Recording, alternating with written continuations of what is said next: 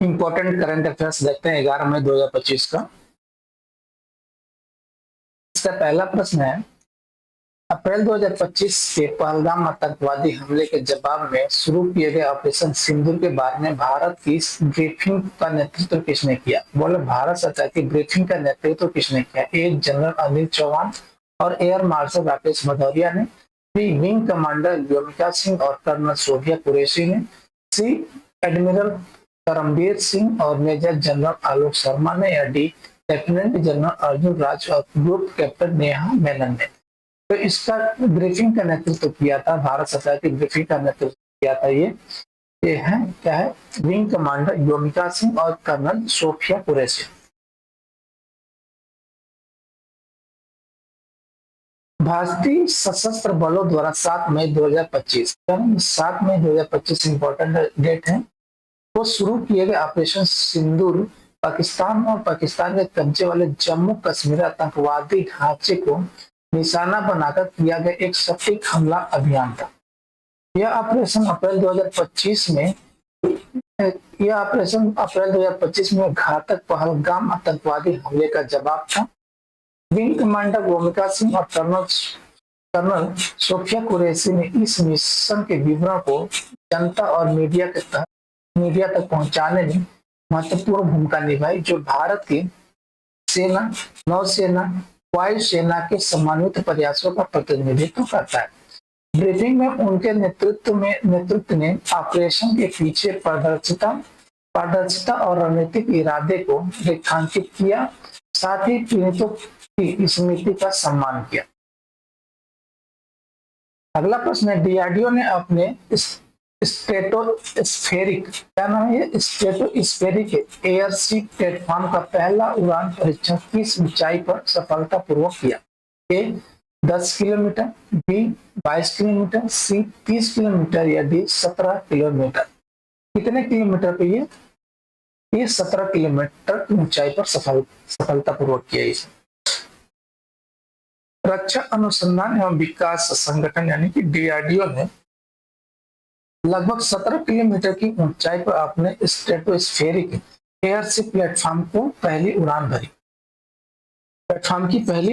ठीक है, किसका? स्ट्रेटोस्फेरिक एयरशिप प्लेटफॉर्म की पहली उड़ान भरी।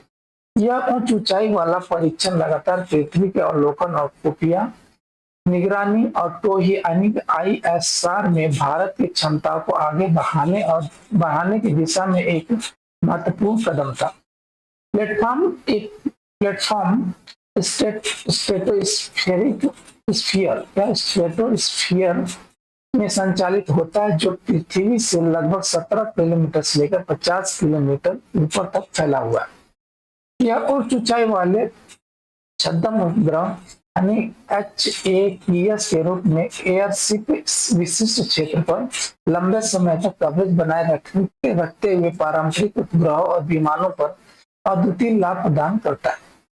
यह सफल परीक्षण स्ट्रेटोस्फेरिक निगरानी और संचार प्लेटफॉर्मों के भविष्य के विकास की नींव रखता है।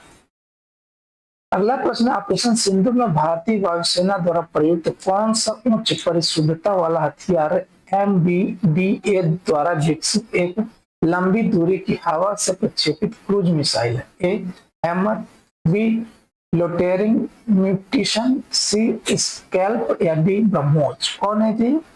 तो ये स्कैल्प। ठीक है,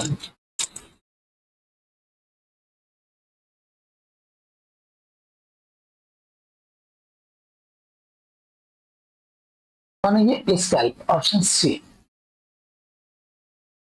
ऑपरेशन सिंदूर के दौरान भारतीय वायुसेना ने न्यूनतम संपार्श्विक छत के साथ सटीक निशाना लगाने के लिए कई उच्च सटीक हथियार का इस्तेमाल किया। इनमें से स्काल्प क्रूज मिसाइल, जिसे स्टॉर्म शैडो के नाम से भी जाना जाता है, ने एक महत्वपूर्ण भूमिका निभाई। ठीक है, यूरोपीय रक्षा कंपनी MBDA द्वारा विकसित, कौन सी यूरोपीय कंपनी है? MBDA द्वारा विकसित स्काल्प को किलेबंद और उच्च मूल्य वाले लक्ष्यों के खिलाफ गहरे हमले के लिए डिजाइन किया गया है। इसे आमतौर पर राफेल फाइटर जेट जैसी प्लेटफॉर्म से लॉन्च किया जाता है और इसका एक मजबूत लड़ाकू ट्रैक रिकॉर्ड है, जिससे इराक, लीबिया, सीरिया और हाल ही में यूक्रेन में मिशनों में तैनात किया गया। इसकी लंबी दूरी और सटीक क्षमताएं इसे आधुनिक हवाई अभियानों के लिए एक महत्वपूर्ण संपत्ति बनाती है। अगला प्रश्न है, भारतीय नौसेना किस देश से उन्नत स्टील्थ युद्धपोत का तमाल प्राप्त करने वाली है? उन्नत क्या है? युद्धपोत आईएनएस तमाल प्राप्त करने वाली है। फ्रांस से, बी रूस से, सी संयुक्त राज्य अमेरिका से या डी इजराइल से? किससे प्राप्त करने वाली है युद्धपोत? ये रूस से। फ्रांस किससे प्राप्त करेगी? रूस। भारतीय वायुसेना 2016 के भारत रूस सौदे के तहत रूस से उन्नत स्टील्थ युद्धपोत आईएनएस तमाल हासिल करने के लिए तैयार है। इस समझौते के तहत 4 फ्रिगेट की योजना बनाई गई थी, 2 रूस में और 2 भारत में बनाए जाने थे। आईएनएस तमाल आईएनएस के तुसील के बाद रूस द्वारा निर्मित दूसरा जहाज है। इस पोत में स्टील्थ विशेषताएं, उच्च गति क्षमता और यह टारपीडो और ब्रह्मोस मिसाइलों सहित उन्नत हथियारों से लैस है। हेलीकॉप्टर को तैनात करने की इसकी क्षमता, इसकी निगरानी और लड़ाकू कार्य क्षमता को और बढ़ाती है। यह परियोजना भारत और रूस के बीच लंबे समय से चली आ रही रक्षा साझेदारी को दर्शाती है, खासतौर से नौसेना के आधुनिकीकरण में। अगला प्रश्न है, पंजाब और हरियाणा के बीच चल रहे जल बंटवारे विवाद का केंद्र कौन सा बांध है? पंजाब और हरियाणा के बीच चल रहे जल बंटवारे विवाद का केंद्र कौन सा बांध है? भाखड़ा नांगल बांध, बी टिहरी बांध, सी सरदार सरोवर बांध या डी हीराकुंड? तो इसका क्या है? विवाद का संबंध किस कौन सा बांध है? ये भाखड़ा नांगल बांध। ये भाखड़ा नांगल बांध है, क्योंकि हिमाचल प्रदेश में भाखड़ा नांगल और पंजाब में नांगल भाखड़ा। ठीक है, क्या है? हिमाचल प्रदेश में भाखड़ा और पंजाब में नांगल बांध से बना भाखड़ा नांगल बांध पंजाब और हरियाणा के बीच जल बंटवारे के विवाद का केंद्र है। भाखड़ा ब्यास प्रबंधन बोर्ड यानी कि बीबीएमबी द्वारा प्रतिबंधित यह परियोजना पंजाब, हरियाणा, राजस्थान सहित कई उत्तरी राज्यों को पानी वितरित करने में महत्वपूर्ण भूमिका निभाती है। मौजूदा विवाद तब पैदा हुआ जब हरियाणा ने अतिरिक्त 4,500 क्यूसेक पानी की मांग की, जिसके कारण पंजाब ने इसका विरोध किया और हरियाणा ने सुप्रीम कोर्ट जाने की धमकी दी। दशकों पुराना यह मुद्दा गहरे राजनीतिक और क्षेत्रीय तनाव को दर्शाता है, खासकर सतलुज यमुना लिंक नहर के कार्यान्वयन के संबंध में जो अभी भी अधूरा है। अगला प्रश्न, नीति आयोग की 2023 की रिपोर्ट के अनुसार भारत की कितनी प्रतिशत सहकारी समितियां केवल महिलाओं द्वारा संचालित है? ए 1.5%, बी 5.8%, सी 3.4% या डी 2.52%? कितने प्रतिशत ये?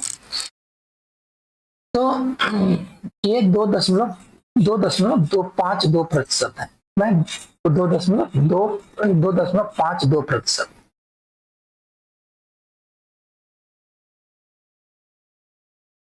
भारत 8.5 लाख से अधिक सहकारी समितियों के साथ विश्व स्तर पर सबसे बड़े सहकारी आंदोलनों में से एक होने के बावजूद सहकारी भागीदारी में अभी भी महत्वपूर्ण लैंगिक असमानता को दर्शाता है। 2023 की नीति आयोग की रिपोर्ट के अनुसार इन सरकारी समितियों में से केवल 2.52% महिलाएं हैं, जो औपचारिक सहकारी संरचना में महिलाओं के कम प्रतिनिधित्व को उजागर करती है। यह आंकड़ा सहकारी शासन और सहायता प्रणालियों में अधिक लैंगिक समावेश की आवश्यकता को रेखांकित करता है। सहकारी समितियां अपनी प्रकृति से समावेशी समुदाय संचालित होने का इरादा रखती हैं, लेकिन ऐतिहासिक, संरचनात्मक या सांस्कृतिक बाधाओं ने महिलाओं की सक्रिय भागीदारी को सीमित कर दिया है। सहकारी समितियों में महिलाओं की भूमिका बढ़ाने से सामाजिक समानता और जमीनी स्तर पर आर्थिक सशक्तिकरण में महत्वपूर्ण योगदान हो सकता है। अगला प्रश्न, संयुक्त राष्ट्र विकास कार्यक्रम यूएनडीपी द्वारा जारी 2025 मानव विकास रिपोर्ट में 193 देशों में से भारत का स्थान क्या है? ए 130वां, बी 120वां, सी 140वां या डी 135वां? तो ये क्या है स्थान इसका? ये 130वां स्थान। 2025 मानव विकास रिपोर्ट यानी HDR जिसका शीर्षक है a matter of choice peoples and possibilities in the age of AI, Bharat को 193 देशों और क्षेत्रों में से 130वें स्थान पर रखा गया। यह रैंकिंग निरंतर असमानता चुनौतियों के बावजूद मानव विकास में भारत की निरंतर प्रगति को दर्शाती है। रिपोर्ट मानव विकास में वैश्विक रुझानों, काम और समाज पर एआई के बढ़ते प्रभाव और उच्च और निम्न रैंकिंग वाले देशों के बीच बढ़ती असमानताओं के बारे में जानकारी प्रदान करती है। भारत की स्थिति इसकी प्रगति और निरंतर मानव विकास सुनिश्चित करने के लिए समावेशी नीति हस्तक्षेप की आवश्यकता दोनों को उजागर करती है।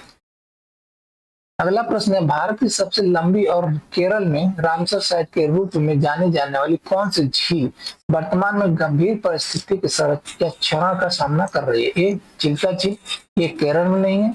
बी क्या है? लोकतक झील, ये भी नहीं है। सी वेम्बनाड झील, ये है। पुलिकट झील, ये भी नहीं है। तो ये कौन सी है? ये लेबनाड झील है। वेम्बनाड झील, वेम्बनाड झील जिसे वेम्बनाड कयाल या कोची झील के नाम से भी जाना जाता है, इसका वेम्बनाड कयाल भी कहते हैं, कोची झील भी इसका नाम है के नाम से जाना जाता है। भारत की सबसे लंबी झील और केरल की सबसे बड़ी झील है, जो अल्पुजा, कोट्टायम और एर्नाकुलम में फैली हुई है। 2002 में रामसर साइट नामित यह जैविक विविधता पारंपरिक मछली पकड़ने और प्रसिद्ध वल्लम काली नाव दौड़ जैसी घटनाओं का समर्थन करते हुए एक महत्वपूर्ण पारिस्थितिक और सांस्कृतिक भूमिका निभाता है। हालांकि प्रदूषण, अतिक्रमण और आक्रामक प्रजातियों के कारण झील में खतरनाक गिरावट आ रही है, जिसके परिणाम स्वरूप मछली पकड़ने में 66% की तेज गिरावट आई है और बाढ़ नियंत्रण कमजोर हो गया है।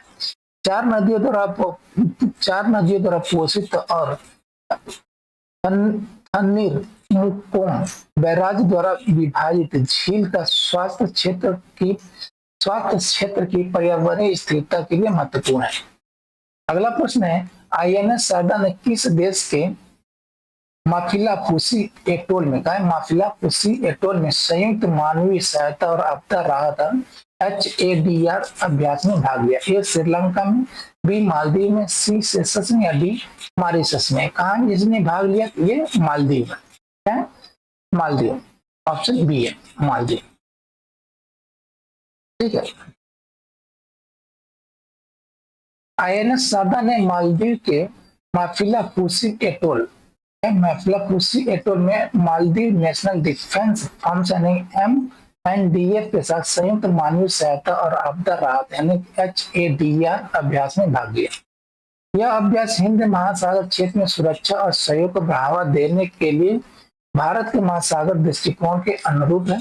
यह जुड़ा भारत की व्यापक रणनीतिक और मानवीय पहुंच का हिस्सा है, जो 2004 की सुनामी के बाद ऑपरेशन कैस्टर जैसे पिछले प्रयासों पर आधारित है।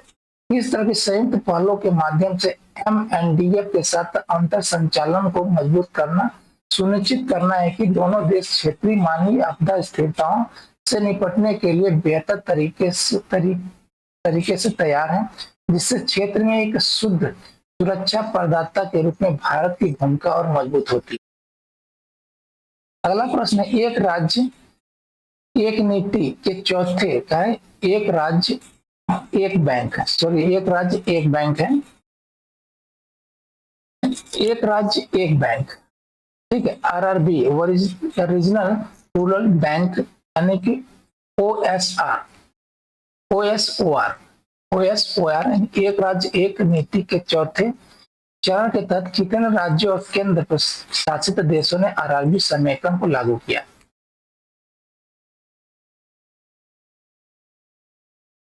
एक राज्य एक रूरल बैंक। ठीक है, एक राज्य एक रूरल बैंक यानी एक राज्य एक RRB। ठीक है, एक राज्य एक RRB की नीति, एक राज्य एक RRB नीति के चौथे चरण के तहत कितने राज्य और केंद्र शासित प्रदेशों ने RRB समेकन को लागू किया? ए 10 राज्य, 1 केंद्र शासित प्रदेश। बी 8 राज्य, 2 केंद्र शासित प्रदेश, केवल 11 राज्य। या डी 9 राज्य, 1 केंद्र शासित प्रदेश। तो किसमें किसने 10 राज्य और 1 केंद्र शासित प्रदेश ने इसको लागू किया है? Option A. One state one RRB, ठीक है। वन स्टेट वन आरआरबी यानी कि आरआरबी का फुल फॉर्म होता है रीजनल रूरल बैंक। नीति के तहत क्षेत्रीय ग्रामीण बैंक के समेकन का चौथा चरण 10 राज्यों और 1 केंद्र शासित प्रदेश में लागू किया गया है। यह पल वित्तीय सेवा विभाग द्वारा ग्रामीण बैंकों को सुव्यवस्थित करने और प्रत्येक राज्य में आरआरबी को एक इकाई में समेकित करके दक्षता बढ़ाने के लिए चल रहे प्रयास का हिस्सा है।